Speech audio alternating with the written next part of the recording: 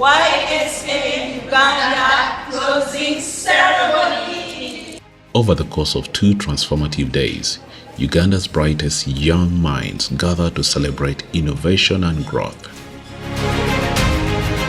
The Youth Startup Academy Uganda, YSAU, has become a cornerstone for cultivating youth entrepreneurs. Under the theme, Celebrating Innovation and Growth, this year's Accelerator closing ceremony marks the pinnacle of months of dedication, learning, and collaboration. In Uganda, anything that you can do to move 1, 2, 10, 100, 1,000 youth to the next level, you'll have begun to solve the true problems of Uganda and Africa. The program had multiple goals, but I would say that the most important goal we had when we set up with this project in 2022 was to increase job creation in Uganda. And I can proudly say that we have managed to achieve that goal, and not only achieve it, but surpass it by a great deal. We set out to create 200 direct jobs, and we have so far succeeded in creating 700 direct jobs and 3,000 indirect jobs, bringing us to a total of 3,700 jobs. We've always seen technology as that key piece that you need, but not the main piece, just as a support. So we saw the YSAU implementation as an opportunity to not only build our capacity, but build a vehicle of support for innovators that is quite unlike any other that we have in the ecosystem. At the heart of this event are the startups themselves. Each founder brought a unique idea to the table, fueled by passion and a drive to create impactful change. There is a disconnect between the industry and the education institution. Our brothers in the other countries, a student begins as early as senior 6 or even before to begin launching their careers. And that's why we said, guys, no. Every student needs to begin launching their career, and we need to empower and walk the journey. We are bridging the gap between academia and the institutions of learning and enabling and empowering students to launch their careers. Science and innovation can only exist in an ecosystem of entrepreneurship. So I come with a very scientific engineering background, and making things, tinkering things, you're mainly spending money. So for it to be sustainable, you need to be able to bring in money. Behind every great venture lies a network of mentors and investors.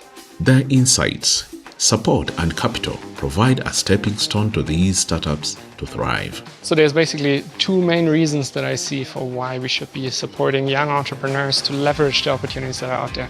Number 1, there are many opportunities.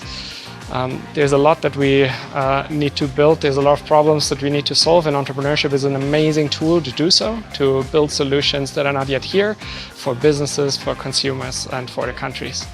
And then the other reason why we need to support entrepreneurs to do this is because I think that good businesses can have a really big catalytic effect on development. I believe strongly in private sector-led development.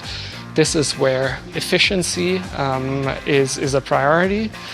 This is where a lot of the learning of the young people that are coming into the job markets is going to be happening in professional companies. So the more lean, efficient, and innovative companies we have, the more workspaces we also have for young people.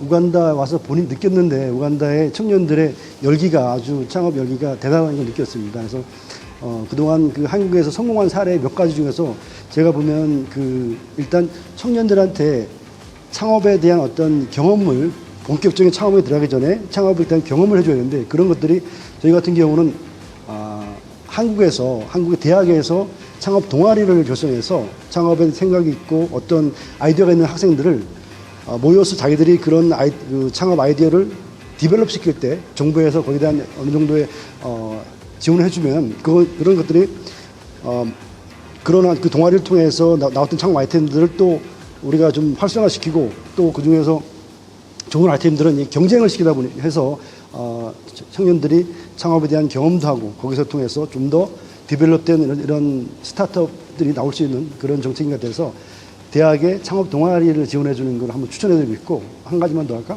그리고 무엇보다도 청년들이 이제 창업을 하면 창업에 대한 어떤 아이디어만 가지고 되는 게 아니고 계속 그 아이디어를 디벨롭식 사업화를 시켜야 되는데 그러려면 창업 공간이 필요합니다. 그래서 한국 같은 경우는 정부에서 대학이라든가 공공기관에 창업 인큐베이터를 설치해서 거기서 아이디어를 가지고 청년들이 창업 아이디어를 가지고 짧게는 1년에서 3년까지 그거를 사업화시키고 여러 가지 멘토링 받을 수도 그래서 청년 창업에 대해서 성공한 사례가 많습니다. 그래서 저는 창업 동아리하고 창업 인큐베이팅 사업을 아마 우간다에서도 하면 많은 그 도움이 되지 않을까 이렇게 생각합니다. And I saw how the teams were pulling it off up there, and I really think it's a learning point for me as a startup founder and someone who is eyeing that also at one point of looking out for funds. I joined YSAU as just an innovator. I had a company, a dream of a company, and they helped me to work out the financial aspects and the business aspects, the marketing aspects, making sure your products are the kind the market would want, to value the customer and not just be engrossed in the engineering and the work. So I think that's been one of my biggest takeaways from YSAU. What we as startup look out for when we do investments, but even with our angel group, we look at a few factors. Number one, founders need to have, or founding teams better, need to have the skills to build and grow that company. You need founders that can communicate well, because you need to communicate to hire, you need to communicate to convince investors, but also to sell. The next one is you want to know the experience and the reason that someone has to work on this product. What will make them stick to hustling, having much less income and just keeping at it. So there needs to be something that convinces that they will figure it out even in the hardest of times. The success of YSAU is made possible by the collaboration of numerous partners and supporters who believe in the power of youth-driven change. If we take into account the entrepreneurs that have participated and the trainings that they have been through, I think it set a new standard of training quality and services that incubators like Hive Collab can provide to entrepreneurs. Another way we contributed was through all the events that we were organizing and all the networking that we were able to create within the project with all ecosystem players in Uganda. I'm talking here about events from government to other incubators to private sector, including to investors. So I think the more interactions of this kind we have, the more successful Ugandan entrepreneurs can be. As the YSAU Accelerator phase closes, it's clear that the journey of innovation is far from over. Each participant walks away not just with lessons learned, but with the potential to transform Uganda and beyond.